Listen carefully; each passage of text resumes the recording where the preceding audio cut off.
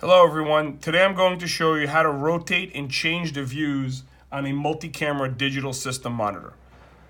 For this demonstration I have two cameras hooked up, but you're going to be able to see on the monitor how is the best way to do it.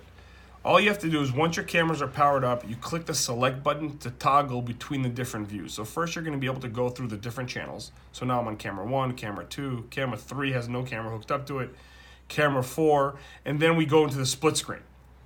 Right? Split screen is showing me the two cameras that I've hooked up. We have two other cameras that are not hooked up yet, so they show no signal, right? But you have a split screen. One little tip, you see right here, there's a little icon for the speaker.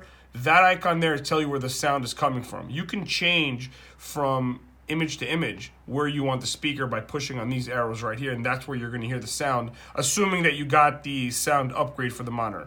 One last thing we have is if you click select one more time, then you're going to see a scan here.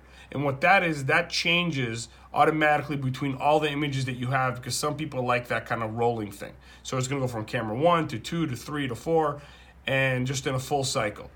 That's how you change the image on a digital RV system with multiple cameras. Thank you and have a great day.